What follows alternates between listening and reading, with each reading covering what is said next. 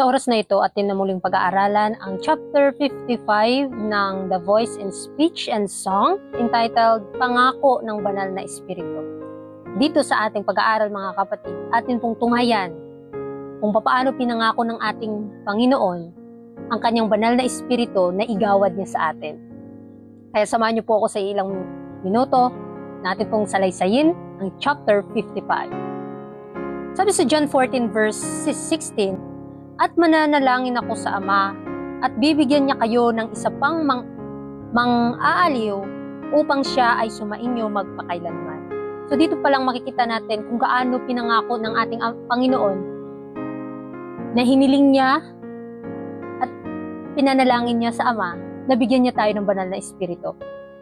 At alam po ba natin na si Kristo nung siya ay pumaroon sa langit, umakyat siya sa langit mga kapatid, ay bumaba ang kanyang presensya sa pamamagitan ng kanyang banal na espiritu. So ngayon mga kapatid, sa ating panahon ngayon, kasama po natin ang ating Panginoong Hesus sa pamamagitan ng kanyang espiritu, sa kanyang banal na espiritu. Kaya ano man yung nakikita natin ngayon, o ano man yung nararamdaman natin, ano yung ginagawa natin, alam na alam ng Panginoon ito. Kaya maging aware po tayo sa mga ginagawa natin, kung ano po yung tama, at ano yung bibigay kaluguran sa kanyang banal na pangalan. Kaya nga sabi pa dito sa page 317 paragraph 1, "Bunga ng katahimikan sa paksang ito, bago iwan ni Jesus ang kanyang mga alagad upang umakyat sa mga hukuman ng langit, pinalakas niya ang kanilang loob sa pamamagitan ng pangakong ito, ay sa atin din tulad ng sa kanila. Subalit gaano ito kadalas ihayag sa mga tao at pag-usapan ang tungkol sa pagtanggap nito sa iglesia.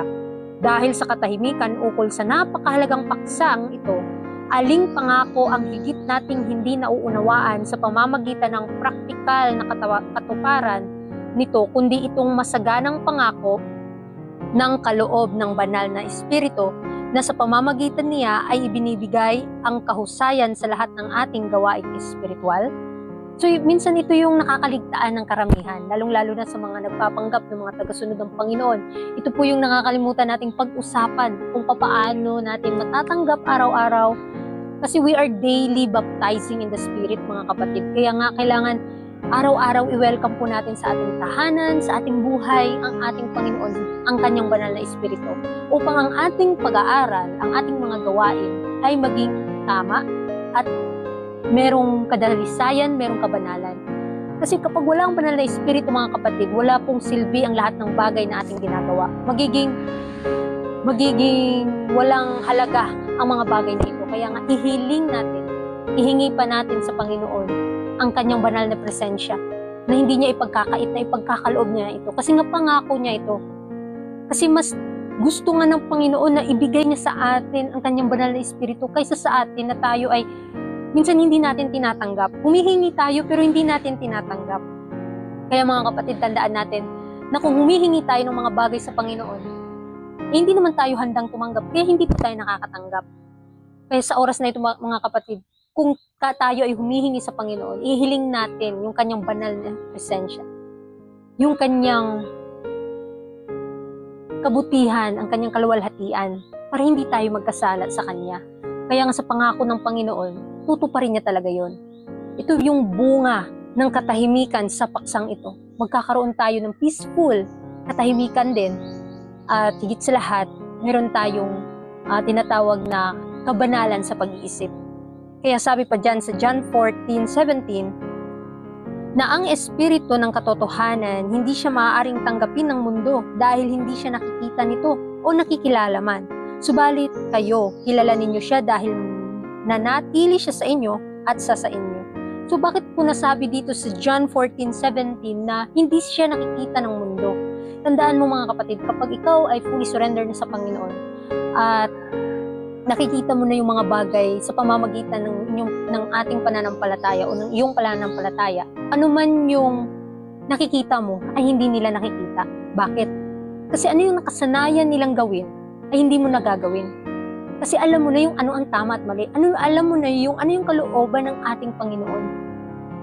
Kaya nga ang banal na espiritu, mas atin pa po siyang makikilala kung atin pong mismong pag-aaralan ng kanyang mga salita.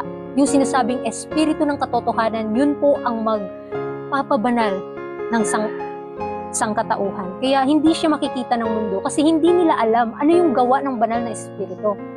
At tayong nakakaalam nito, kailangang manatili ito. Ipakita po natin yung karakter ng Panginoon, yung Espiritu ng Diyos na nasa sa atin sa pamamagitan ng kanyang banal na presensya. Na sa pamamagitan ng bunga ng mga mabubuting gawa na ipinapakita mo, ang kailangan ng yung Panginoon yung mag-glorify dito, hindi yung ating mga sarili. Kaya sa pagpapatuloy po sa ating pag-aaral ngayon, sabi diyan, ang pangako ng banal na Espiritu ay bahagya lamang na nababanggit sa mga pangangaral, nadadaanan lamang at hanggang doon na lamang.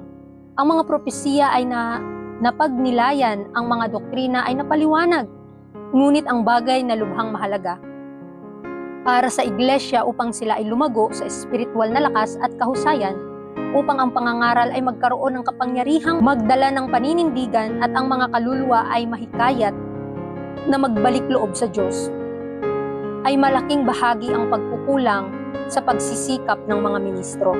Kaya tandaan natin, ito yung nakakaligtaan ng karamihan, lalong-lalo na mga present truth believer, na hindi nila alam, panay lecture tayo ng mga bagay na katotohanan, pero kung paano tanggapin ang banal na espiritu, ito po ay nakakaligtaan.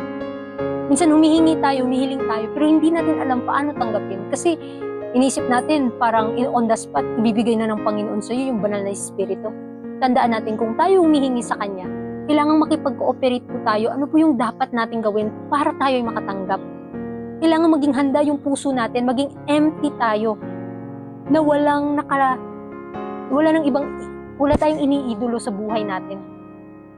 Hindi natin hinihiling sa Panginoon na linisin yung puso natin. Kaya hanggang ngayon, hindi natin matanggap-tanggap ang kanyang banal na espiritu. At sa pamamagitan nun, hindi natin lubos na nauunawaan ang kanyang kalooban.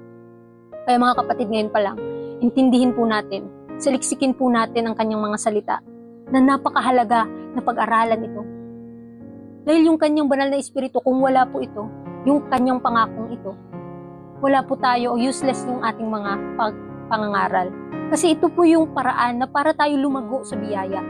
Yung kanyang banal na espiritu, yun po yung magpapabago sa buhay ng tao. Yun po yung kikilos mismo sa buhay ng tao. Kaya sa ating pag-aaral, nawa isipin natin, paano natin tatanggapin ang banal na espiritu na matagal nating hinihiling sa Panginoon. Binigay na ng Panginoon sa atin, ang tagal lang nating tanggapin. Kaya nga sabi sa pangangaral pa, sabi sa ating pag-aaral ngayon na pangangailangan ng naiharap sa bawat pangangaral. Ang banal na espiritu ay dapat iharap sa bawat pangangaral. Kahanga-hanga ng mga pahayag na ginawa ni Kristo tungkol sa kanyang kinatawan sa sanlibutan. Ito ang paksa ng pagpapalakas ng loob na dapat panatilihing nasa harap ng mga tao. Sa pagkaunawa natin sa tungkulin ng banal na espiritu, madadala natin ang lahat ng pagpapala sa ating sarili. Gagawin niya tayong ganap kay Kristo. So ito po yung napakagandang pangako, mga kapatid, na kung iharap natin sa mga tao sa pag-aaral ng kanyang mga salita, yung banal na espiritu ng Panginoon na maipakita sa ating buhay, ito po yung napaka-epektibong kagamitan para lumago tayo sa kaunawaan, lumago tayo sa biyaya. At kapag iharap natin ito sa bawat pangangaral natin, napakaganda, makikita mo yung paglago spiritually, mga kapatid, yung paglago ng isang tao. Kaya nga, sa pagkaunawa natin sa mga bagay na ito, atin pong malalasap yung pag-ibig ng Panginoon na hindi natin na ipapahayag. Kaya nga, mga kapatid, kailangan nating unawain, kailangan nating angkinin yung kanyang banal na espiritu para tayo ay lumago sa spiritual na buhay, lumago sa kaunawaan at mayroon tayong pag-iisip na gaya ni Kristo. Kaya nga sabi sa ating pag-aaral na let this mind be in you, which was also in Christ Jesus, mga kapatid. Kaya huwag po natin kakalimutan na sa bawat pag-aaral ay kailangan po yung banal na presensya ng Diyos sa atin para tayo ay lumago sa ating kaalaman. Dahil ito po yung tanging paraan para tunay tayong maging ganap at gagawin tayong ganap ni Kristo, mga kapatid. Kaya nga sabi sa 1 Corinthians 2 verse 4, at ang aking mensahe at pagpapahayag ay hindi sa mapang-akit na pananalita ng karunungan. Sa halip kasama ng mga ito ang pagpapakita ng espiritu at kapangyarihan. So ito po yung tatandaan natin na yung pag-aaral natin, hindi pagpapakitang gilas, hindi pagpapakitang maganda ka o matalino ka o sino ka o anong talentong ipinapakita mo.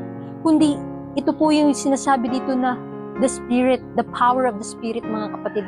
Yung ating pag-aaral sa mga tao o sa ating pagbabahagi ng salita ng Diyos, kailangan mayroon siyang banal na presensya dito. Nahaluan ng asin ng katotohanan na ito'y magpapabago, magpapabanal sa tao. Kaya ihiling natin sa Panginoon na bawat nakakaalam ng katotohanan na kung sila ay magpapagamit sa Panginoon, ihiling natin na sila'y lumago at marami pang mga taong makakaalam nito. Kaya natayo natin ang programang ito para ma-reach out natin yung mga tao na hindi natin kailanman nakikita o nakikilala.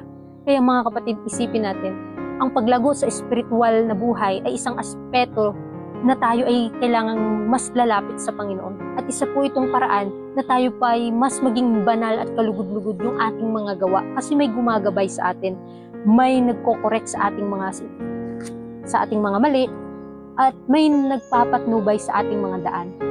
Kaya nga sabi pa dito na sanhi ng espiritual na pagkatuyot, ang mga ministro na nangangaral ng kasalukuyang katotohanan ay sumasang-ayon sa pangangailangan ng impluwensya ng Espiritu ng Diyos sa pagkukondena ng kasalanan at sa pagbabagong loob ng mga kaluluwa. At ang impluwensyang ito ay dapat sumama sa pangangaral ng salita.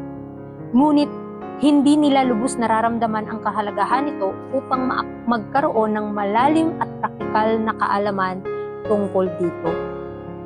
So, isipin natin mabuti mga kapatid sa ating pag-aaral ngayon. Yung sanhi ng espiritual na pagkatuyo, yung wala ka ng gana sa pag-aaral, wala ka na rin ganang manalangin, parang yung attention mo nasa sarili mo na lang kung anong nagpapasaya sa'yo. Tandaan natin mga kapatid, sa pamamagitan nun, wala na pong banal na espiritu nagpapaalala sa atin. Kaya maging matakot po tayo, manginig po tayo. Nakakatakot isipin na wala nang magpapaalala sa atin.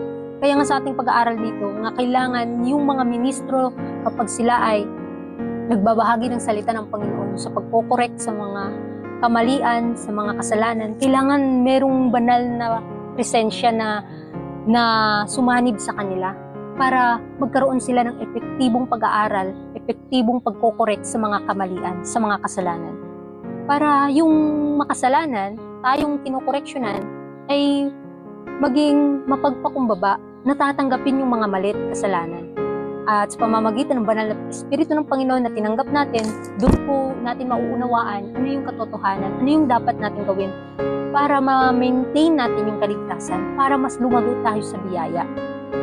Kaya kailangan sa atin ngayon, hindi lang tayo nag-aaral, kundi kailangan isabuhay natin yung mga pangangaral na yun. At sa pamamagitan po ng banal na Espiritu ng Panginoon, magagawa po nating maisabuhay ang mga katotohanan. Dahil sa sarili natin, wala po tayong magagawa. Kaya nga sabi dito, ang kakulangan ng biyaya at kapangyarihan ng banal na impluwensya ng katotohanan sa kanilang sariling mga puso ang pumipigil sa kanila mula sa pagpapahayag ng tiyak at mahalagang pangangailangan nito sa iglesia. Dahil dito, sila'y nagpapatuloy na parang lumalakad na pilay, bansot ang paglago sa pananampalataya. Sapagkat ang nasa kanilang ministeryo ay isang legalistang relihiyon. Ang kapangyarihan ng biyaya ng Diyos ay hindi nadarama bilang isang buhay at mabisa na pangangailangan, isang nananatiling prinsipyo. Ito po yung nakakatakot. Na kapag tayo nangangaral, pero hindi natin sinasaliksik yung sarili natin, hindi natin tinatanggap yung banal na Espiritu ng Panginoon, wala pong silbi. Hindi natin makikita na mali na din pala yung nagagawa natin. Correction tayo ng correction sa iba, pero sa ating sarili, hindi natin maitama ang mga kamalian na ating nagagawa. Kaya nga, yung kakulangan ng biyaya at kapangyarihan ng banal na impluwensya, napakadelikado po sa buhay ng Kristiyano. Parang nag-aangkin lamang na nagiging isang legal na lang yung pagpapakitang tao na lang, yung relihiyon na meron ka. Pero sa tunay mo, hindi ka nabago. Ito po'y nakakatakot sa harap ng Panginoon. Hindi pala tunay na nabago yung puso natin. Panay lecture tayo, panay aral, pero yung buhay natin hindi napapabanal ng mga pag-aaral. Kaya nakakatakot isipin mga kapatid. Kaya sa ating pag-aaral ngayon, hindi lang tayo nag-aaral na ipipilit natin sa mga tao o ibinahagi natin sa mga tao, kundi kailangang ipakita natin sa buhay natin yung banal na espiritu kung paano siya kumikilos sa buhay ng tao, paano niya tayo binago. Kasi hindi naman ibig sabihin na nalaman mo yung katotohanan, mababago ka agad. Nasa proseso po yung kabanalan. At ito po yung hinihiling natin na maangkin natin sa araw-araw. Na maintain po natin yung sinasabing sa salvation day by day, sanctification day by day, mga kapatid. Ano yung nakasanayan natin gawin? Ihiling natin sa Panginoon na mabago tayo. Na maging masanay din tayong lumakad sa katotohanan na ito lamang ang tanging paraan para tayo ay magpatuloy sa kabanalan. Kasi magiging walang silbi yung pag-aaral natin kung hindi natin isa sa buhay ang pangangaral na yun. Kaya nawa ang banal na espiritu ay atin pong tanggapin sa araw-araw nating buhay para tayo po ay lumago at tayo po ay makatanggap ng kanyang mga pangako at mga pagpapalang ipinagkaloob niya sa atin. Tanggapin po natin. Maging empty po yung puso natin. Huwag na po tayong mag-isip ng mga makamundong bagay, kundi yung mga makalangit na bagay lamang.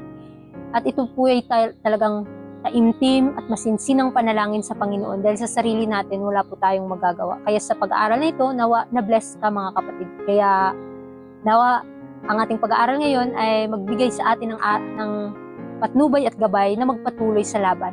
Ano man yung mga pagsubok at problema, ang banal na espiritu ng Panginoon ay suma sa atin at hindi niya tayo iiwan. Ito po yung isang pangako ng Diyos na kailanman ay hindi magbabago. Kaya muli, maraming salamat sa inyong pakikinig and God bless.